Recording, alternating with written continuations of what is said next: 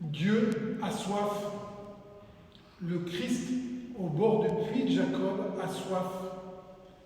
Et nous, avons-nous soif? Nous sommes dans une région où il pleut souvent, de la pluie, parfois des mauvaises nouvelles, comme au cours de cette semaine, et la question peut sembler fortement décalée. Pourtant, c'est une question dans le monde aujourd'hui. Le monde, parfois, a soif, dans beaucoup de parties du monde, de manière physique. Et Dieu a-t-il soif, comme a eu soif le peuple hébreu dans le désert, qui a fait cet agacement de Moïse dans la première lecture? Cet agacement qui a au moins le mérite de faire réagir Dieu et de faire réagir Dieu en faisant jaillir l'eau du rocher à Massa et Mériba. Le Christ aussi, lui, a soif, comme le peuple hébreu. Jean nous raconte une rencontre un peu mystérieuse, un peu bizarre, un peu fascinante à la fois, entre Jésus assoiffé et une Samaritaine, qualifiée même à travers le temps comme la Samaritaine, comme s'il n'y en avait qu'une. Et je voudrais m'attarder aujourd'hui sur ce dialogue tout à fait étonnant que nous allons suivre pas à pas. Jésus a soif. C'est bien cette même soif que nous connaissons quand nous avons très chaud après une longue marche. Il s'assied près d'un puits. Une femme est là. Elle est équipée pour puiser de l'eau.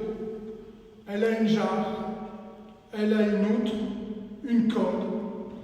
Elle possède donc quelque chose qui va lui permettre d'être supérieure à celui qui n'a rien à côté du puits.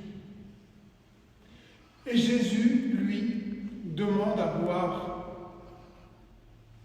Juste une petite escapade, dans quelques semaines, dans le temps liturgique, la prochaine fois que nous entendrons que Jésus a soif, ce sera sur la croix.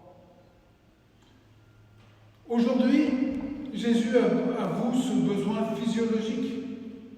Il le reconnaît comme nous, il a soif, il implore le partage. Il se situe en position vulnérable, lui n'a pas de corde, lui ne peut pas puiser. Alors il s'adresse à une femme, à une étrangère. Il rompt ainsi avec beaucoup d'interdits. Un interdit social qui séparait les hommes des femmes, un interdit national qui séparait les Juifs des Samaritains, et enfin un interdit social qui interdisait aussi de parler à une femme très peu fréquentable. Peu fréquentable, car aller chercher son eau à l'heure la plus chaude, c'est bien qu'elle était exclue de sa communauté. L'Évangile nous montre aujourd'hui, encore une fois, cette vraie liberté de Jésus, cette vraie liberté de transgresser les coutumes, de transgresser les lois lorsque celles-ci paralysent la relation. Et Jésus embarque la Samaritaine au fil du texte vers une autre soif insoupçonnée, celle du désir même de la Samaritaine. Une situation qui se retourne au cours de l'Évangile. Il fait passer la Samaritaine de son besoin à son désir.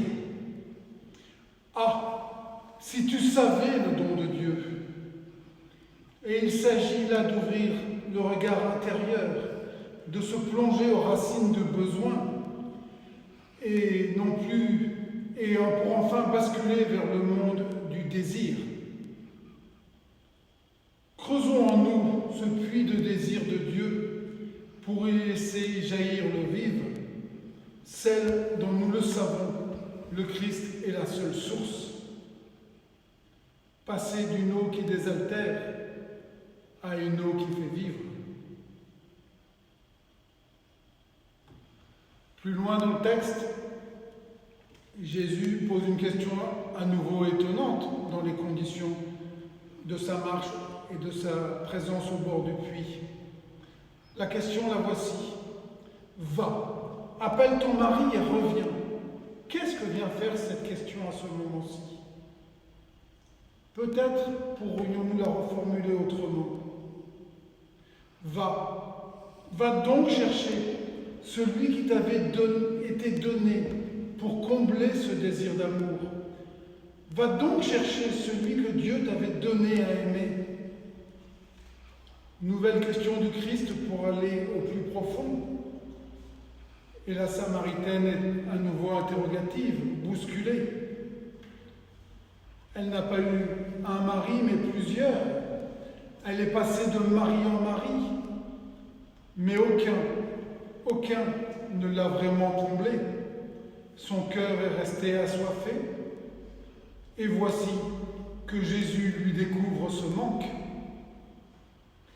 Elle qui croyait posséder le désir des hommes se découvre pauvre et elle reconnaît qu'elle n'a pas su aimer. Cet appel permet à Jésus d'annoncer la dernière étape. Je cite, « L'heure vient, elle est là, où les vrais adorateurs de Dieu le reconnaîtront comme Père en esprit et en vérité. » Alors la femme est convaincue. Dans cet inconnu au bord du puits, dans cet inconnu démuni, elle a rencontré la vérité sur elle-même et la vérité la libère. Son cœur s'est mis à nu, son cœur est remis à neuf. Et alors immédiatement elle cherche à partager sa richesse, sa joie nouvelle. Elle peut retourner vers sa communauté la tête haute. Quelqu'un l'a reconnue, quelqu'un lui a donné le sens de son cœur. Elle qui pensait posséder, eh bien cet étranger qui avait soif, cet étranger qui n'avait pas de corde et pas de jarre, l'a retourné, l'a restauré dans ses possibilités de relations authentiques, vraies, de relations nourrissantes. Le reste de l'histoire, avec les disciples, est du même tonneau. Eux aussi, ils sont dans ce passage face à leur fin immédiate. Mais est-ce que c'est leur fin profonde?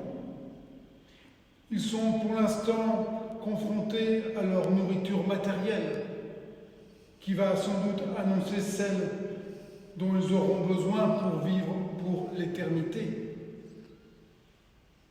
Alors ce récit, qu'est-ce qu'il nous dit aujourd'hui? Parce que chacun des acteurs de cette scène nous interpelle nous-mêmes. Qui de nous n'a jamais eu soif de cette soif de sécheresse? Mais surtout, qui de nous n'a pas ressenti un jour, comme la Samaritaine, un certain étonnement devant le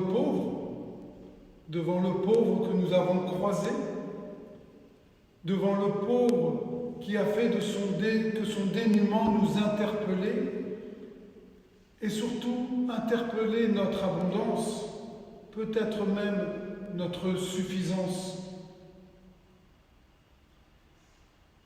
Nous avions sans doute, nous, de quoi puiser à ce moment-là, et lui ne semblait ne rien avoir à nous donner. Lui, le pauvre, possédait pourtant peut-être une richesse dont notre cœur avait tant soif. Nous pourrions peut-être encore prolonger cette réflexion au niveau de nos rencontres, au sein de notre communauté, au sein de notre pays, avec nos frères tout proches. Comment nous interpellent les assoiffés d'aujourd'hui? Comment nous font-ils passer du besoin au désir? Et s'il nous arrive de temps en temps d'être de bons samaritains, n'ont-ils pas, eux, très souvent quelque chose à ouvrir dans notre cœur de Samaritaine? Alors, en montant vers Pâques dans quelques jours, quelques semaines, visitons les puits de Jacob de notre temps pour y reconnaître que nous avons soif et pour y connaître que nous y rencontrerons en nos frères Dieu lui-même, Dieu qui accueillera nos soifs, toutes nos vraies soifs. Car oui, mes frères, oui, mes sœurs, Dieu n'a pas changé depuis sa rencontre au puits de Jacob. Il a toujours soif de nos vraies soifs. Amen.